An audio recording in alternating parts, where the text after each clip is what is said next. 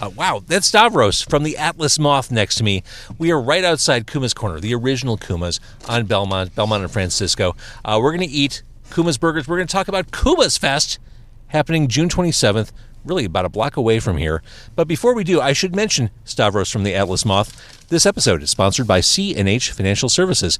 Business owners, are you tired of your hard-earned profits going toward paying expensive fees every time your customer pays with a credit or debit card? We're happy to announce our partners at C&H Financial Services have the solution. C&H is the fastest growing financial services company in Illinois as recognized by Inc. magazine, and their patented technology allows you to eliminate 100 Southside. Yeah, 100, yeah. 100% of the fees associated with accepting credit and debit cards as a form of payment. That's right. The Atlas Moth, 100% of the fees. C&H will also upgrade your business to the industry's leading point-of-sale system to streamline every aspect of your business for no cost. No cost. Visit freeprocessingnow.com or call 855-600-2437, extension 999, which is 666 upside down. Very metal. True. Yeah, metal. quite metal indeed. And start saving money today. I got to keep it real because you are metal AF, as the kids say. That's what I think the kids say. I haven't, I can't confirm that as I'm old now, but. It's car con carne.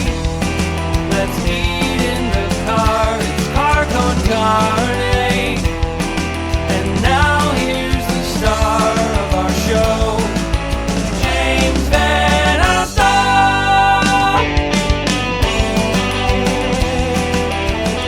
We have two KUMA'S Burgers here. We do. KUMA'S Fest, the first ever KUMA'S Fest, is happening, as I said, June 27th. This is a show basically right across the street from here. You guys, the Atlas Moth, are playing. Converge is playing. Freaking Anthrax is headlining. Goddamn Anthrax. Goddamn Anthrax. Who else is on the bill? Russian Circles, who are good friends of ours. Instrumental, yeah. Toured with those guys in 2014, actually. We did a Canadian tour, which no one should ever do. Why is that? I love Canada. Not for that Not for long. musicians? It's, there's a whole lot of space between places in Canada. Right. I can see that. So it's probably not economically sound because you're traveling more than you're actually playing. Correct. And you're also doing like 2 days of driving. Also, like moose. Actual moose? Actual moose. We were told several times by several different people, Canadian residents, if you will, that we will not drive at night because we will die. Wow. By hitting a moose. Mooses? Moose. I think it's just moose. All right, so real quick, the burgers we got from KUMA'S, which, by the way, you have tons of history with KUMA'S. KUMA'S it's the best burgers in Chicago, honest to God. You got the burger of the month, the BOTM. And the burgers of the month are different at all the different locations. So if you go to West Loop or Indianapolis, you're going to get Vernon Hills, Schaumburg, you're going to get a different burger. Schaumburg. I've been to the Schaumburg and Vernon Hills locations multiple times. The burger of the month on Belmont is Insect Warfare. There's actually two, I believe. Or are there? Yeah, there's Insect Warfare, and then there is the Dead to Fall. Hold this up if you can, right there. Hold it a little closer. It looks real ridiculous. I'm not even sure of everything that's on there. It sounded amazing when I read the menu. Yeah, it's like a bacon, corn, chili, goat cheese medallion. The burger is just a starting point for the what? They keep piling stuff on top of it. Oh yeah, of course. Yes. Yeah, we've had the burger of the month twice. The Atlas Moth has been a burger with two different versions. The most recent one, now it's a very Chicago burger, the Atlas Moth, because you're a Chicago band. But I remember it had like Italian beef and giardiniera. It had hot Italian sausage, giardiniera marinara, Italian beef, and a fried basil leaf. Oh my God. By the way, I only say giardiniera when I'm with people from Chicago. If I'm talking to anyone from out of town, it's giardiniera. Yeah, of course. You got to teach these people. You got to train these children up. When in Rome, when in Chicago, giardiniera. Someone just commented. I can't see who's commenting on this software. Please don't die. Well, it's funny you should mention that. This is the Neurosis, which is This is the first burger I ever had here.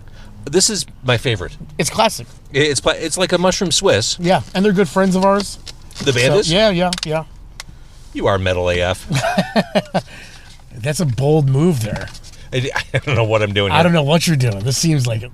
This is you have a lot of experience doing food in the car. Now my first rodeo in the car. Right. In fact, at this point in my life, I only eat food in the car. Just Yeah, only. at home. I'm sorry, kids. Just go. Dad's going to the car. Yeah, nice. Love to stay and eat with the rest of the family, but I can no longer eat like an adult. I just eat in the driver's seat of my car. Look at that. That's like a corn patty thing. It has like some tomatillo salsa. Yeah, I had to tell my girlfriend when I dropped off at work about this, and she was very mad that I was eating. Well, see, here's my secret. Because I go through this every time I do car con carne. When my family says, what do you have for dinner? Did you like it? Knowing full well they had like macaroni and cheese. It was okay. It was all right. You know, overrated, not very good. When in reality, I'm sitting here, I'm like, oh, shit. Me personally, I like to rub it in. Do you? Yeah, of course. Yeah, me and my girlfriend have been together for 9 years. We have a very So all bets are off at this point. Yeah. We try to outdo each other quite a bit. See, here's the thing about you, Stavros, of the Atlas Moth, and you've done this podcast before. Thank you for doing that. My pleasure. The internet has ruined the mystique of bands and artists. I couldn't agree more. The Atlas Moth is very metal. The last album, loud, abrasive, perhaps your most aggressive album to date. But in person, you are a charming, cuddly teddy bear. Well, I get it all out. That makes sense. It's a catharsis. It is, yeah. I mean, it can't rain all the time. But I mean, for your fans, it's like, well, that's Stavros. People are quite taken aback usually. Oh man, this is serious. I feel like I barely got any of that food. Oh my lord! Look at that bite that I didn't take. Jesus. And I ordered both of our burgers medium rare. That's fine. Here's the thing about Kuma's. When you order medium rare at so many restaurants, you never really get a medium rare burger. Either it's still mooing rare, or they're cooking it medium or medium well. Kuma's is one of the only restaurants I know of where if you say medium rare, they're going to nail it each and every time. I feel like that's important. I feel like that's a newer thing, though. What do you mean? Well, like I said, we have a lot of history. Actually, I'm going to have to correct you. This is not the first KUMA'S Fest. Bum, bum, bum. When was the first? Good God. Good God. 2000. God has no place at KUMA'S Fest. It's so true, actually. 2008, there was a KUMA'S Fest that I wound up being part of the booking for. Oh, really? Oh, man. Because you were connected. Well, that was early in the life of the Atlas Moth. We didn't have an album out. We had that 7-inch. We used to come here. We rehearsed every single day. Every night, we would come from Niles, where we practiced at my basement, in the house I owned, all the way down to KUMA'S, and they would feed us for free. They made us feel way more important than we deserved to be at the time. And that 7-inch, by the way, on display behind the bar. That was a 7-inch. Like, we gave them, there's 5 of us in the Atlas Moth. I hand numbered 500 of those 7 inches. I love it. And I gave them number 6 because I love it. To us, they were such big supporters of us. And honestly, if it wasn't for them raising our profile, I mean, I don't know if it would have taken us longer to get anywhere in the business. But how many restaurants in existence can say that they helped develop a band? A restaurant. I'll tell you what, KUMA'S, in my eyes, and people might not recognize this now, so far removed from it, KUMA'S made the entire scene. This is the place. Well, it's funny. Last time we did an interview, it was probably 3 years ago. We talked about when the Atlas Moth was starting. It was not a friendly, locally, it was not a friendly environment to metal. It was not. No, not really. And so to have an anchor like KUMA'S kind of cheerleading the metal scene, they were an oasis. They were. You know, they took care of every local band. They treated us as we were just as big as every other band that was on their menu. Mm-hmm. Like I said, before we had a record out, we would come here every night and we would have, you know, a comp tab because they knew that we didn't have any money and we were just rehearsing trying to do something. Oh, yeah, band starting out, forget it. Hey, band's 13 years in, forget it, you know? But, yeah, so back then, you know, I had this bright idea. If I help out bands when they're in town, let them sleep at my couch, help them book a show, play with them, then we'll play with them in their town, and vice versa. So I wanted to be on this first KUMA'S Fest. So I offered my assistance in any way I possibly could. You kept hearing about things, nothing ever came to fruition. 3 weeks before the booked dates at Double Door, they hand you a list of bands that are playing. Uh-huh. And that's it. That's all. That's as far as they've got. If this list, it had us, like I said, we didn't have an album out. It had us headlining the night. You know what I mean? And it was just like, all right, like, I'm not trying to make people hate, but other local bands hate us or resent us, Right. Also, this is just all mixed mosh. So I had to swoop it in the last minute and rearrange the lineup. And we wound up, the Atlas Moth as a band paid 3 or 4 of the bands because of shit. All sorts of shit went down. But, yeah, that was the first one. It was with Kong from Sweden headlining. Amazing. It was great. It was on the 2 coldest days of the year in like 10 years or something like that. It was wild. At Double Door. That was 2008. And then they've done some street fests. I'm not sure if you would want to call that a festival, though. It's more of a street fest, right? But there was a KUMA'S Fest. All right, so here we are. The latest iteration of KUMA'S Fest. I have notes. I always come prepared. Although, I'm not sure what I have at my feet and around me at this point. Me neither. I just, everything. I have the complete list. I've got prices and everything. I got most of it in my head. All right, talk. Not Anthrax, Converge. Oh, there's a band I can't say. I almost said. Wait, a band that hasn't been announced yet? Damn it. Stavros, you're awful. I didn't say who it was, right? No, you didn't. So that's good.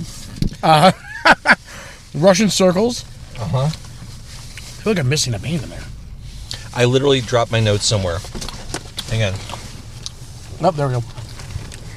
No, these are all napkins. Indian is playing. We're playing. Right. Dude, I think there's another band on there. I'm sure you're right. Well, I know there's a band that I can't talk about yet. Literally all my notes. I don't even know where they went. This is terrible. I see no notes either. Like, I was prepared for this interview. We're going to totally wing it. Okay. But I know there are 2 prices. Like the general admissions. So, I've got to find these.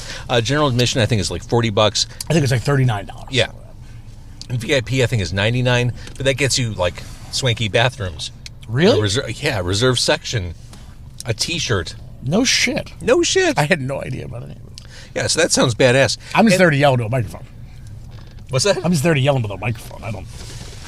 All right, so talk a little bit about what it means to play this festival as I try to find these notes, because this is going to make me crazy. Well, there's a lot of things, right? I mean, first of all, I honestly, like I said, we have so much history with KUMA'S, and they've always kind of been such a big supporter. It's an honor to be thought of, Sure. to be a part of it, to begin with. Now, you add in the fact that, we're playing with friends, we're playing with, bands I grew up listening to in Anthrax. Yeah, that's insane. Yeah, I'm officially, 3 steps away from Metallica now. Yeah, you've got one of the big 4 playing Exactly. right across the street at Brands Park. Exactly, yeah, and I think it's awesome. I feel like they have like a giant range of genres too represented in metal, and I think that's cool. That's the beautiful thing about metal too. Yeah, that truly is. Well, it's funny. We talked about this too the last time I interviewed you. The Atlas Moth is really hard to pin down. Everyone wants to kind of pigeonhole you as a certain type of metal band, whether it's they're doom, they're sludge. It varies song to song. Yes, it does. And sometimes a couple times in that song. Usually. Uh-huh. Yeah. I believe my favorite was trying to describe us was like nailing Jell-O to a wall. I think you said that last time, and that's still rings true. It is absolutely perfect. The funny thing is that it makes me feel really cocky because people are like, "What kind of band are you?" And I'm like, we're just like our own thing. Although made me feel like an asshole. Coma Noir, the last album, that was brutal start to finish. Yeah, that is a heavy album. We were pissed. About what? Everything. Damn the man. Damn the man. I think we all had gone through so much shit. We've always gone through so much shit. In all honesty, we've always had a billion things going against us. Mm-hmm. Always had if we leave for tour, there's a storm happening. No matter what. We've had vans break down on the first day. We've gotten robbed by our merch guy. Really? Hey, I can't make this shit up. There's always been a little bit of little bit of a thing against us, and we've always kind of pushed forward, but it's trying, especially the older you get, doing the whole music thing. Yeah. So, we were really angry, and I don't know, it kind of came out that way. Well, one of the standout songs, and I realize the album's already a couple years old, so we don't need to go too deep into it, but Chloroform stands out because that to me is like walking through a horror movie. Perfect. Sonically, it's like being escorted through a horror movie. Just the sounds in that, the terror that's created with that song. I can't remember. I know you're into wrestling and stuff. Are you into horror? I pretty much like 5 things. It's music, horror movies, pro wrestling, comic books. So I'm kind of going down the right track with Chloroform. Yeah. We I've always taken a lot of influence from horror scores. Mm-hmm. We've ripped off some. no one ever caught that shit. Huh. Well, there's definitely a couple lawsuits waiting for me out there if they ever caught on. But yeah, haven't you been through enough already? Not enough. I don't think. That's the thing. Please don't sue the Atlas Moth. This is what happens. I keep pushing buttons, But no, yeah, we've always taken a big influence from horror. All throughout. Also, the gamut of horror. I was telling someone the other day about how I found an essay from kindergarten about who my hero was, and it was Boris Karloff. So, wow. Yeah, right? I was a weird little kid. Strange adult, too. So this was your destiny. Yeah, I'm a big horror fan. Yeah. I love this time of year because once you get past December, all the Oscar movies are out of the theaters. It's true. And that's when movie companies put out the films that are, I guess, higher risk. Yes, which means January, all the horror. February is all the it's all the stuff bombs. for me. Yeah, it's all the stuff I want to see, exactly. Someone just asked, do you have a CM Punk hat on? I do have a CM Punk hat on. Again, wrestling fan. Now, Stavros goes way back. Like, he went to, like, some of the earliest WrestleManias. It's true. I was at number 2, 6, 13, 17. So this is in his DNA. It's true. Yeah. It's funny. I interviewed CM Punk once in my life. This is when I was on WGN. It was right after he signed on to do UFC. Oh, okay. And he was dead silent when I was trying to talk to him about UFC and WWE. The second I started talking about Thor and comic books, lit up like the 4th of July. You know what? I mean, I get it. Some of my favorite interviews are when we talk about other stuff besides music. Yeah. So. Yeah. People want to know the person behind. Absolutely. Yeah. The music. By the way, how good is that? That looks, the Insect Warfare burger. It is delicious. It is burning hot. Oh, super spicy? Yeah. Do you have enough napkins, or is your nose running? I'm good. I regret not getting a drink. Oh, yeah. I didn't think about that. It's okay. Someone just wrote, my new hero, referring to you. You are heroic. You're an inspiration to the kids of today. I am not a hero. But hey, why not? Why not? I'll take it. So back to the movies this time of year. I love this. Like, Gretel and Hansel just came out. We're recording this on February 13th. Fantasy Island comes out tomorrow. Oh, really? That looks kind of cool, right? It does look kind of cool. I can't say I'm super hip to what is exactly coming out. I knew Gretel and Hansel's coming up. I'm not a big period piece guy. I'm not either. Yeah, I can't do it. I also really dislike. Here's why I ruined everybody's day. I really am not into fantasy, as in like Dungeons and Dragons. I never watched Game of Thrones. My girlfriend watched it. She fucking loved it. I couldn't handle it. I don't like swords. I don't like Knights of the Round Table. I'm the same way. Here's something interesting. With the exception of Willow. Interesting. Yeah. When I was growing up, I thought I loved science fiction. I have no use for sci-fi anymore. That's because it kind of sucks, unless it's like Alien or Aliens and Total Recall. I love Total Recall. Is Terminator sci-fi? Yeah. I guess kind of. The last Terminator movie was garbage. The last one? How about the last, like, several? Fair. They have, first of all, if you're going to retcon Terminator 2, you should... There's something wrong with you. It's like the greatest action film of all time. You're saying it didn't happen. It really is. Kiss my ass, all right? Like, that immediately was like, this movie is wrong and bad. Like, you can't tell me that Terminator 2 is the finest piece of film from 1992 ever. My God, it was. Oh, it still is. I put that movie on and it looks better than 90% of movies that come out. For real. And like, you're going to tell me that didn't happen? And I don't know if I asked you this before. Do you have a favorite, like, what are your favorite horror movies? Horror movies? Yeah, specifically. This probably changes a lot. Mm-hmm. I gotta say Texas Chainsaw Massacre, right? Are you more of like a slasher? No, I like everything. How about this? I mean, like I could say that like of recent times, I really, really like this movie called Faults. I don't know this. It might not be horror. It's about cults. I'm all in. It's Leland Oster. He was the guy that was with the hooker in Seven. Okay. With the knife. Yeah, and he's in a movie called The Guest. I don't know. He's in Taken. Yeah. He's one of Liam Neeson's like tech guy. He's Liam Neeson's tech guy. Faults is incredible. There's a movie called The Interview from about the same time. I think it's like 2016. About a dinner party. The Invitation. The Invitation. Excuse me. Dude. That movie is incredible. I will tell people about them. Anyone who will listen, I will tell about that movie. That movie and Faults are my two favorite of that year. The Invitation is one of my favorite endings. Oh, it's incredible. With the lights. Oh my! Sorry. Spoilers. I'm fucking awful at this. Holy shit. The Invitation. Okay, so some background. A guy and his wife separated, broken up, divorced, whatever. The wife invites the ex and his new girlfriend to a dinner party in the Hollywood Hills. They get there, and things just seem strange. Like, everything's a little weird. The company they keep, there's something going on there. Well, they also disappeared for a few years. Yes. And they invited all their old friends, including the ex-husband and new wife. Right. So, it's like a reunion. It's like a reunion, and you kind of see it through the ex-husband's eyes, and he's kind of made to feel like he's overreacting to the stuff he's seeing. And you're kind of thinking, well, is he kind of imagining how... Is he just being a dick? He seemed like a dick.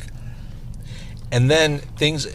Third act just completely exacerbate, and it just goes off the rails, and it's just this wonderful, slow-burning movie. It's incredible. It is incredible.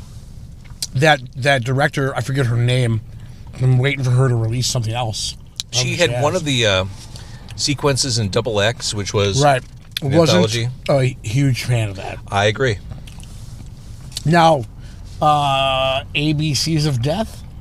You go to the original one. I think it's Q or R has the girl that was on our second album cover is in that. Get out of here! Yeah, she posed nude for us on the album cover, and we projected images of slides of my mother's vacation to Japan in the '60s. That's fucked up. Yeah, it was really. It's a lot of like I said, it's fun to box of slides. Yeah, they were really cool pictures. My mom had an eye. And I just like, you know what? Why don't we project these on a girl? And it worked so well. But, I had like, we used probably 15 pictures. I think I have about 900. Oh, I'm sure. Yeah, of course, So I had to go through them all and pick it all out because I'm the art guy. And needless to say, she popped up on the screen and she was naked. And I was like, I know her. I couldn't figure out where. Right. And finally it snapped. It was like, oh, that's clicked. right. I have like 900 naked pictures of her. A great girl. Her name is Liz Harvey. She was such a champion. Oh, my God. She was freezing, and she just kept going. It was great. She was such a dream to work with. By the way, Kuma's ketchup is spicy. It's a jalapeno ketchup. It's awesome. It's the only acceptable ketchup. It is the only acceptable. It's very true. Something I learned about you, Stavros, before we started recording. You've never finished a Kuma's burger. I don't understand how that could be. I am not a psycho. I feel like you're... I like to bring it home. I mean, it's... I like to leave it all out in the field. I have before, as far as, like, destroying the second half. Uh-huh. You know what I mean? It feels like I haven't done anything yet. It looks like you haven't done anything. I'm trying my best over here. I feel like it's somehow regenerated as we've been talking. Yeah, it keeps growing. I'll tell you what. I pointed this out in the picture of this online. It didn't look as mighty. What do you mean? Like the picture, if you look at the picture of this online, I feel like the burger patty didn't look this big. That could be. Like it was like a trick photography. Which to make me feel like I wasn't going to gorge myself. It looks even better when you eat it. I mean, don't get me wrong. Am I excited that it's bigger? Yes. Mm-hmm. I'm not upset about it. But I'll tell you what, I looked at it and I'm like, that seems doable. Mm-hmm. I'm getting there, though. The Neurosis is really... I'm telling you, it's a champion burger. They do have a lot of burgers that are super spicy. If heat's not your thing, this is a good option. It is. I've seen the guys from Neurosis eat Neurosis burgers. And I've made the joke. about cannibalism. Mm-hmm. They didn't really get it. That's cool. Last time I came to this location was for the resurrection of the Ghost Burger. I never had it. It was amazing. Also, super spicy. Yeah. It has like ghost peppers on it, doesn't it? Yeah. Yeah, that was one of those where 5 minutes in, the back of your head starts to sweat. That's what's up. Mm-hmm. Yeah, I've gone through the menu here. I rarely get around to eating it, to be honest with you. I think I came here a couple months ago. You know, I used to be here every day. I definitely burnt myself out a little bit. I'm coming here so often. But no doubt, every time I eat it, it's just as good as last, you know. Mm-hmm. If not better, in all honesty. And I feel like they've really gotten it down. Mm-hmm. It is just a consistent meal. It really is. Yeah. All right, so KUMA'S Fest, the full lineup, because I have my notes now. Yeah. Tell me what it is. Anthrax, Converge, Russian Circles, the Atlas Moth and Indian. Right. That was right. And maybe another band. Who knows? Maybe. Probably not. No. I wouldn't bank on it. No. General admission, $39. VIP, $99. At Brands Park, here's how much goodwill KUMA'S instills. They're putting all these bands across the street in a park that has a baseball field, lots of residential. Like, they just know the neighbors will accept it. I guess. I mean, they've had several street fests on Francisco. Mm-hmm. Stuff ends by 9. Yeah. So guess what we're going to do? Yeah. And we're going to hear, so they're going to have Indian play. We're going to hear Indians from Anthrax. It's going to be like the most... It's quite a diverse lineup. Which, again, that's the beauty of metal. That's true, yeah. The fact that we got the instrumental thing going. We have the Atlas Moth, who doesn't sound like Anthrax. No, I wish. I've always tried to sound like things. It just never works out that way. I meant to mention, this is the last transmission from the late, great planet Earth. This right here. This is? Yeah, this broadcast. Oh, okay. Great. Yeah. Fantastic. Just to carry through the Atlas Moth theme. What's the relationship like with you and Dave, vocally? What do you mean? Like, working stuff out, sharing the vocal? Man, I'm so proud of our relationship because it used to be very, very rough. Is it just aging and maturity and Absolutely. becoming better songwriters? 100%. Like, I think him and I used to fight more over who gets the spot, you know? And sometimes we wouldn't give up the spot, and it worked out great when we both did it, you know? And then sometimes, honestly, you know, I feel in hindsight not so much. But nowadays, I think we've both gotten so much older and just, I lived with him for almost 10 years. Him and I have been very close friends for 13 now, you know? We've really learned how to work with each other, and we realize that we want the best for each other. You know, we're not trying to step on each other's toes or, you know, trying to get the spotlight or all, you know. Yeah, it's good work. It's something I'm very proud of, and it's matured over the years. That's for sure. So 2 years since Coma Noir. Are you writing? Are you working on stuff? I came from rehearsal today. Oh, really? I went home and showered and came to meet you. Really? Yeah. Are you? Well, it'll obviously be a shorter stretch between Coma Noir and this one. I'm hoping so, yeah. You know, I don't believe in rushing it anymore. I feel like when we came on out, there was still that mentality of you got to tour. Don't stop. I don't think that's the thing anymore. I agree. You know, I think that you need to give people a little bit of a break. You got to be missed a little bit, you know. And, you know, you talked about, I don't know if we were recording at the time, you talked about how the internet's kind of taken away the mystique of music. And that's something that honestly speaks so deeply to me. Because I was telling this exact thing to a friend the other day. Growing up, a band would put out, and this is, mind you, when I say me growing up, this is later years here, where the internet was a thing when bands had web pages. Right. You know, you'd go and a band would put out a new album, and you'd revamp the website, new bio, you know, new promo photos, a new web store, whoa, you know, and then, you know, they had tour dates. You know, you saw your tour dates, you saw when they were playing Metro, right? And then you saw they were going to Europe or vice versa, right? And then you maybe read about them in a magazine a couple times. And then 6 months, 8 months after that album came out, you didn't know if they were still a band. You know, and then like a year later, their fucking website hasn't been updated in a year. God, that's so true. And the only thing you can hope is that your favorite band still has all the members. And still is a band, you know, and then like, you didn't know. And I'm not saying that I personally get really annoyed that everyone thinks that we break up every 2 years because I don't post that I'm, going to Target to buy new underwear every day, or I'd read that. I don't Snapchat my me feeding my dogs. Sorry, but Watch that. I like having a little bit of the mystery. I like not being I don't want to be available all the time, and I think that that's something that I want to embrace and not be so. I want to be mysterious. It's a fine line too, because you want to be accessible to your fans. 100%. I feel like I'm all. That's the thing. You say something to us, we respond. Mm-hmm. We're always accessible, but you're gonna only hear from us when there's something that is worth hearing. Mm-hmm. Like I said, you're not gonna hear about. You will hear about me eating in a car with you, but you're not gonna hear about me going to Target after this to buy underwear. Right. Maybe. I guess you now know that. That is kind of my plan. So will there be new music? There's got to be at KUMA'S Fest. Yeah, it'll probably drop a song. I'll tell you what. When you start writing your 5th album, every album is harder than the last. And in the interim between this and Coma, Coma, like I said, we got better press on Coma than we've ever gotten. You got great press on that album. It was incredible, and then we still got a kick in the balls over and over on the touring cycle on that.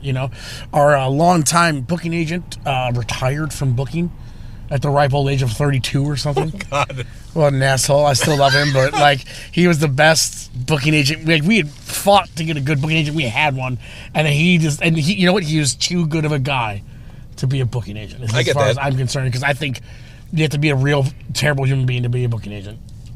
Unfortunately. I get that. So he retired right as I literally he'd bothered me for 2 years. Hey, you want to do this tour? Hey, you want to do that tour? Man, we're writing. Just give us our time, and we're gonna make it happen. No. I tell him that we have a release date, and he goes, "Yes, let's be the tour that we're gonna book right around the release date. That's gonna be the last tour I'm booking ever, period, for anyone." It's a drag. So we got a new booking agent who didn't quite get it. We did a bummer of a tour, and then we went out with Zao, which was fantastic, and then we did a tour right after that with a band called Paradise Lost, which I enjoyed the people, I enjoyed hanging with them, but truthfully, this goes back to us not being in a box. People want to say we're a Doom band, but then we go out there with a classic Doom band, and they don't get it. So, we ended and we lost a lot of money on that tour. A lot of shows got canceled on that tour. That sucks. And obviously that's not on us. That's on the headliners. It's, their tour. Right, but it hurts us more than anybody, So we came home a little broke. And, when you do this for so long, and it gets harder to really bounce back from certain things, Sure. And once again, we're all in our mid-30s now, and it's kind of like, hey, you know what? Instead of going out there and throwing away my life right away, I'd like to kind of get a little stability here. Yeah, just push the reset button a little bit. Yeah, so, and granted, I don't think people really wanted us to take another couple years to put out a record, but factually, we want to remain a band. Mm-hmm. And to remain a band sometimes, you got to step back, and 2 of us opened up bars.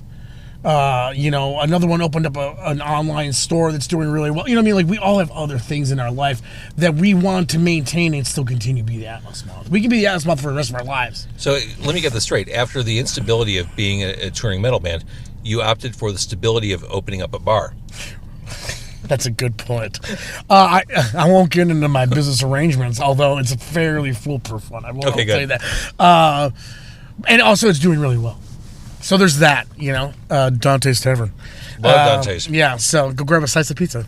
But yeah, it's how about this though, and I can tell you this from our first record and our second record, I hated being at home. Mm-hmm. I wanted to just be on the road all the time. I didn't like being home ever. And as I got older, I kind of like being home, and I like choosing my shots. Yeah. I feel like, you tour and you play Brooklyn 6 times in a year.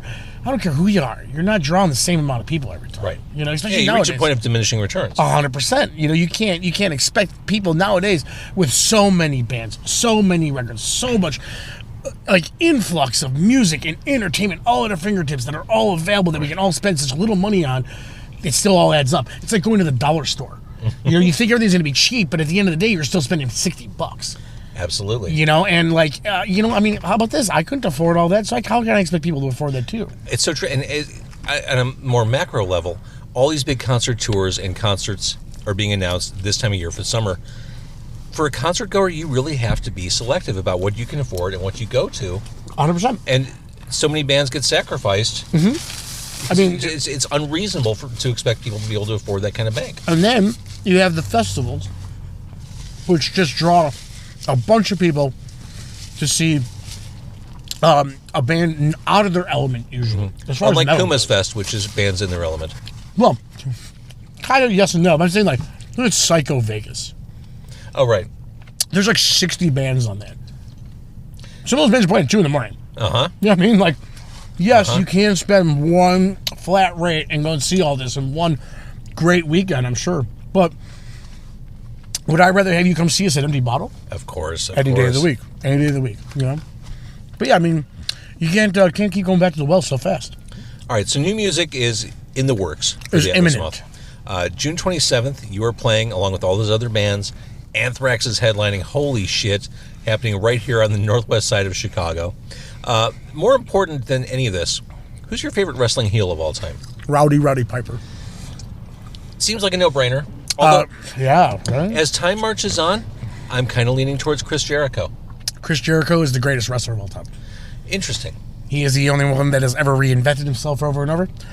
He has gotten over a plant. He has gotten over a list. He's gotten over a lamp. The man can get over it. I mean, I have a great Chris Jericho story. Fantastic. Was it 98 Metallica, Days of the New Jerry Cantrell? Do you recall this story? Vaguely. This was Garage Inc. era? It was Reload. 98? 98. Okay. Oh, yeah. Well, wait, 97, late 97 was Reload. Yeah. Why do I know that? It's fucking insane. I know when 'Cause it's you're Reload. metal. Yeah, well, I was called Metallica Steve in high school. So anyway, they did a shed tour that summer. I went to several shows in a row. I was part of the Metallica Club, if you will. You got the premium tickets. You'd buy them before they went on sale. You only got the first 5 rows. It was awesome. So I talked my parents into letting me go with my sister. We drove to Tennessee, Indianapolis, Oh, my Lord. Wisconsin, right? 3 days in a row. And I want to say it was in Indianapolis. James Hetfield was throwing out guitar picks, and I motioned for him to throw me one. And he didn't have any more. And he walked away. And I was like, well, that's a bummer. The next day, Metallica comes out, they start playing. As Metallica starts playing, Chris Jericho walks out, and he's between me and the stage and the guardrail. Right. Now, I'm a Jericho-holic from way back. I'm a big fan. And I'm like, this is cool. My favorite band, one of my favorite wrestlers. Holy shit. They go through their set. Comes like, the very end, they're throwing out guitar picks. James looks at me, and he goes, oh. Like, he recognized me, and I was like, Crazy. holy shit. I'm like 13 or something. Yeah, like yeah, 14. yeah. I'm over my, I'm loving this, right? Of course. He goes, he grabs me a pick, and he looks at me. We made eye contact. And he goes, and he throws it to me, and just turns around and walked away. He didn't confirm capture. Uh-huh. This guitar pick comes and bounces off the palm of my hand, and it lands in between the guardrail and the stage on the ground right in front of Chris Jericho. Okay. And I go, Jericho, can you give me my guitar pick? And Jericho looks at me, he looks at the guitar pick, he looks at me, and he does this. And he grabs the guitar pick, and he runs off. That's amazing. It was like getting hit with a steel chair. That was... What a... Yeah. That's kayfabe right there. They damn right it is. Yeah, he fucking was living the gimmick. Yeah. Wow. Yeah, I couldn't believe it. And I still want to bring this up to Jericho. It'll happen eventually, I'm sure. I mean, Fozzie's around. Yeah. We have the same A&R guy. Really? He signed Fozzie to Century Media, I believe. So, yeah, it'll happen. That's a great story. I know, yeah. I've been waiting to tell him that he's on the list. The My list. unhappy ending. That is such a heel move. It was a total heel move. Wow. And he was a heel at the time, that bastard. All right. So back to your band, the Atlas Moth, again, June 27th. I want to thank everyone at KUMA'S. Truly, I love coming here. I've never had a bad meal. I've never had a bad burger. I've only had exemplary, fantastic food at KUMA'S Corner. I've never been disappointed. Like I Never. said, they've always been such allies, and I don't think that people realize how important that is when you're a young band.